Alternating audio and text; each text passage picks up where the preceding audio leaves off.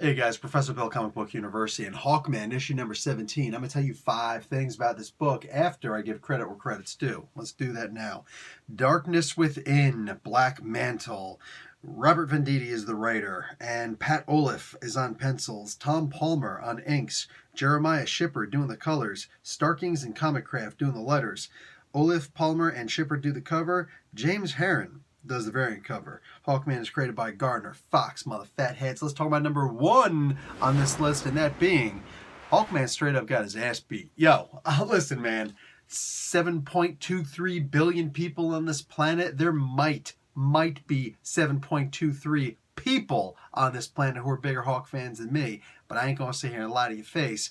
Hawkman got his ass beat in this one. He got straight beat up, but he mostly got beat up by a shadow, so it's cool. He got jacked up. Like, wow. Homeboy might have lost a tooth. Let's slow down and let's actually get into some real stuff here. Number 2 on this list. Shade in this book feels an awful lot like Virgil in this story. What do I mean by that? Well, if you don't know what I mean by that, you haven't read Dante's Inferno or the Divine Comedy. Look, man, I've been wrong before. I've suggested that Brian Edward Hill had made one of his books after the ghost dog character. Go and check out my podcast where I actually interviewed the man, and you'll see where I didn't necessarily go wrong, but he's like, yeah, no, not really. Anyway, so I'm gonna put this out there, and maybe I'm completely off my rocker on this, but I get the distinct feeling that Robert Venditti, he's been reading the Divine Comedy, because this very much felt like a work by Dante in this regard. The whole book, and just starting off right here, in fact, the whole series. Maybe we may have started off in Inferno.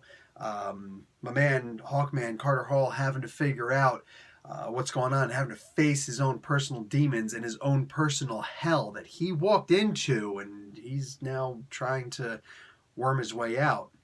Right now, I feel like he's in Purgatorio. Most of that trip involves him actually hanging out with Virgil. Most of it.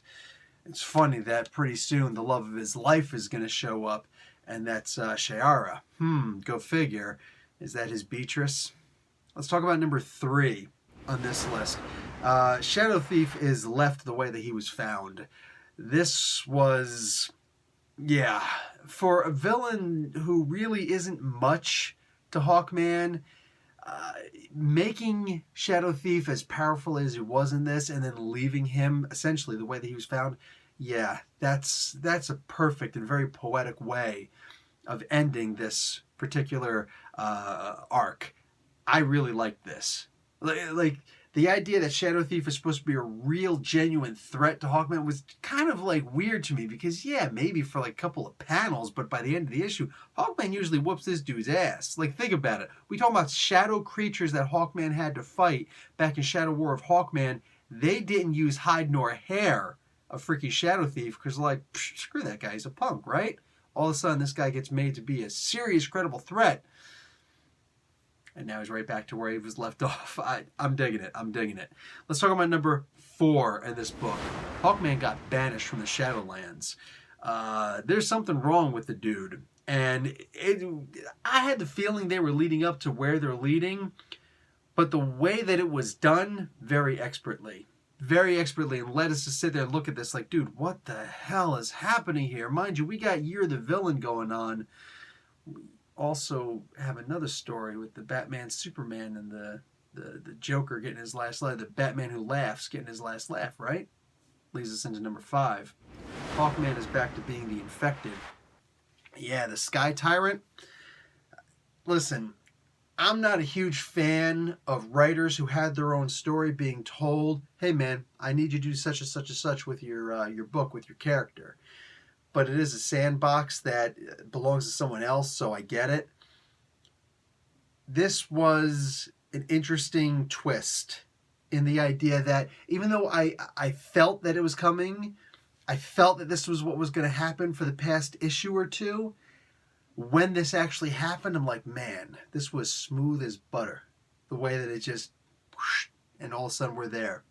If you got to do a deed for somebody else, if you got, like, You're the villain? Okay, fine, I'll do you a little story. Oh, we're going to go over here and we're going to do the freaking, the infected and all that stuff. Okay, fine, let's do this stuff. But there are people who get upset about that and it's just like, no, I don't want to. And there's other people who just look at it as, I might get some more eyes on this book. And realistically, my peeps, all I want is more eyes on this book. So I'm glad to see that a few of us are doing our jobs with that. If you want to do your job, share this video or your favorite video of someone talking about Hawkman. Because, I'm seeing some real good stuff here. And, I never actually felt the need to talk to Mr. Venditti. I don't feel the need to talk to most people who whose books I read or look at their pictures. You know what I'm saying? I usually don't. But right now, I got to admit I'm a little bit curious. And I do want to see a little bit more and find out if that's actually what Venditti is basing this book off of. Is he actually basing this off of the Divine Comedy? Because if so, damn, a lot more people need to be looking at this, right? Professor Bill, Comic Book University. Class dismissed.